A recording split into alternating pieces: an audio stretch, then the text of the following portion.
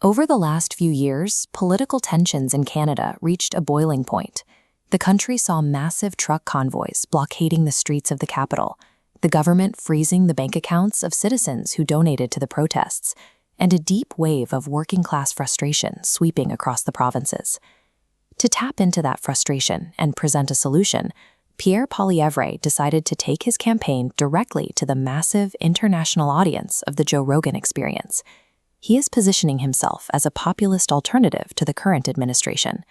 Poilievre argues that Justin Trudeau's government has passed restrictive laws, mismanaged the economy, and lost touch with the everyday concerns of Canadian citizens.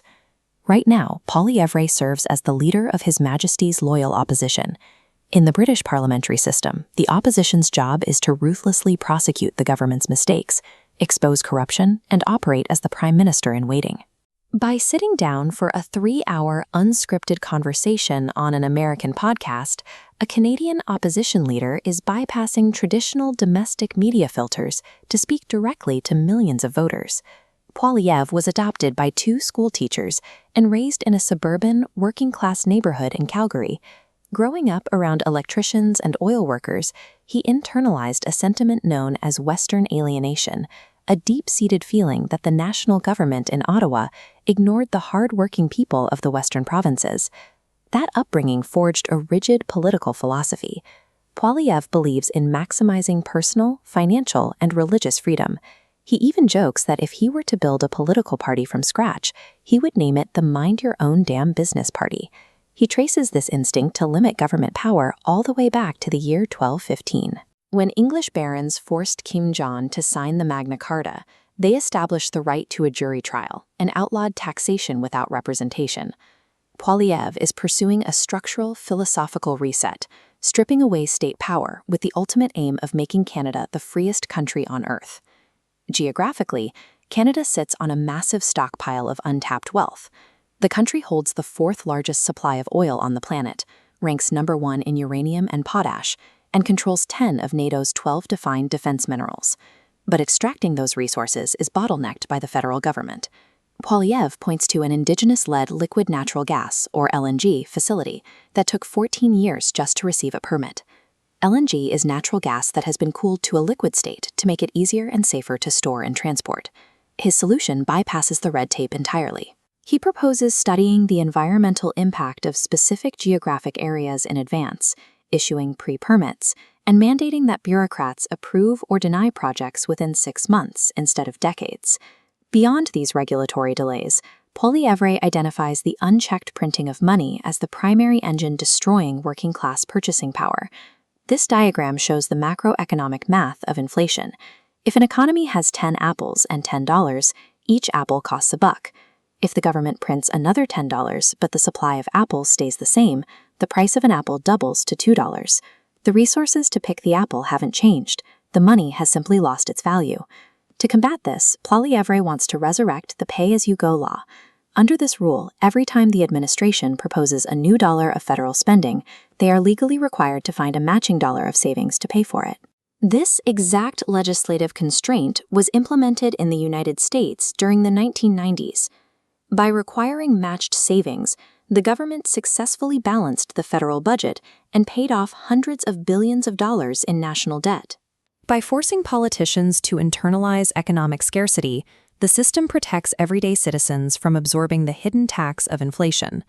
Poilievre applies a similarly strict logic to domestic security.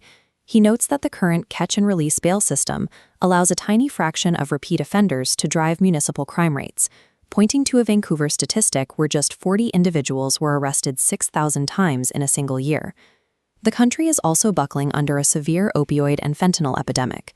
Poilievre aims this crisis as the direct result of corporate deceit by pharmaceutical companies that aggressively marketed highly addictive drugs. He highlights the historical track record of Purdue Pharma, noting that the company literally tracked regional overdose rates and paid financial bonuses to their distributors, treating an overdose as a metric of successful sales penetration. Current government policies often try to manage the crisis by providing a safe supply of drugs to addicts. Poilievre wants to abandon that approach and redirect funding entirely into strict, abstinence-based treatment centers. he holds an equally fierce opposition to the expansion of medical assistance in dying, or MAID. MAID is a Canadian framework that allows eligible adults to request medical help to end their lives.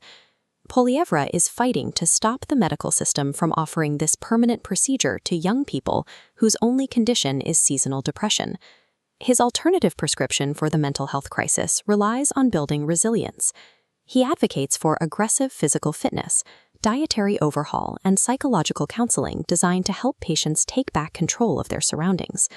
Poilievre refuses to treat addiction and depression as terminal conditions to be managed by the state. He views them as urgent crises that demand hope, strict discipline, and community support to conquer. On the geopolitical front, Poilievre has to navigate the friction caused by Donald Trump's recent rhetoric, which suggested that Canada should simply be absorbed as America's 51st state. He rejects the concept outright. Asserting a deep sense of Canadian patriotism, Poilievre makes it clear that his country is sovereign, independent, and strictly not for sale. But he offers an economic counterproposal, a zero-tariff North American trade partnership built to mutually lower the cost of living on both sides of the border. Canada can export affordable softwood lumber to ease the housing crisis, supply heavy oil to lower energy prices, and provide the raw aluminum necessary to build the military-grade bodies of American vehicles like the Ford F-Series trucks. By leveraging Canada's vast resource dominance, Poilievre plans to secure international respect and solve continental supply shortages without surrendering an inch of sovereignty. Poilievre's communication style was perfectly captured in a viral interview where he casually ate an apple in an orchard while fielding questions from a reporter. As the journalist threw out emotionally charged accusations, Poilievre simply chewed his apple and asked the reporter to define his terms and provide specific evidence. He met each vague claim with a direct request for facts, leaving the reporter to struggle for an answer while he finished his snack. That interaction reflects his broader campaign strategy. By utilizing uncensored, long-form platforms like podcasting, he can bypass traditional media filters and outline his arguments at length. Poilievre is weaponizing blue-collar common sense to build a massive populist movement. He is betting that when given the choice, citizens will prioritize rapid economic development and individual liberty over state control.